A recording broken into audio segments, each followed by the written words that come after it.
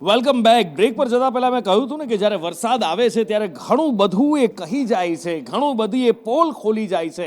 રાજકોટની અંદર તો તંત્રની પોલ ખોલી, સુરતમાં પણ વરસાદે પહેલો વરસાદ જે ધોધમાર વરસ્યો સુરતની અંદર, અને એણે ભ્રષ્ટાચારની પોલ ખોલી દીધી છે કે રસ્તાની અંદર કેવું કામ થાય છે, ડામર નાખવામાં આવે છે કે પછી બીજું કંઈ કામ કરવામાં આવે છે.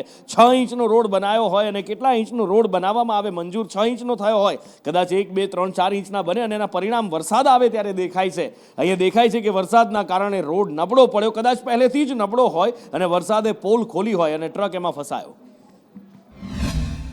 હજી તો ચોમાસાની શરૂઆત થઈ છે ત્યારે સુરતમાં રોડ બેસી જવાની ઘટના સામે આવી છે. સુરતના અરાજન વિસ્તારમાં રોડ બેસી જવાના કારણે આ ટ્રક છે તે ફસાઈ ગયો છે. જોઈ શકો છો કે અરાજન વિસ્તારમાં આ ટ્રક છે તે રેતી ભરીને અહીંયાથી પસાર થઈ રહ્યો હતો. તે દરમિયાન જ અચાનક રોડ બેસી જતા આ જે ટ્રક છે તે ફસાઈ ગયો અને અત્યારે નમેલી હાલતમાં દેખાઈ રહ્યો છે.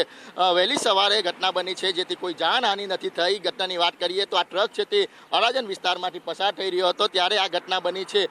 ઘટનાની વાત કરીએ તો સુરત શહેરમાં આવી ઘટના અનેકવાર જે ચોમાસાની સિઝનમાં બનતી હોય છે ત્યારે ફરી એકવાર સુરતના અરાજન વિસ્તારમાં આ રીતની ઘટના બની છે અને રોડ બેસી જવાના કારણે આ આખો ટ્રક છે તે ફસાયો છે. વાત કરીએ તો ટ્રકની અંદર જે રેતી ભરેલી છે તે પણ ખીચોખીચ અને ઓવરલોડેડ ભરેલી હોય તેવું દેખાઈ રહ્યું છે.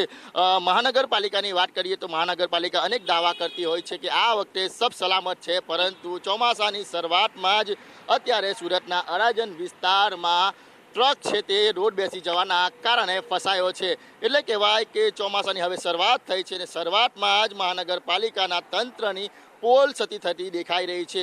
ઠેર ઠેર પાણી ભરાય છે તો ક્યાંક ને ક્યાંક હવે રસ્તા બેસી જવાની ઘટનાઓ પણ સામે આવી રહી છે. કેમેરા પર્સન અજીત પટેલ સાથે મનીષ પરમાર, સંદેશ ન્યૂઝ, સુરત.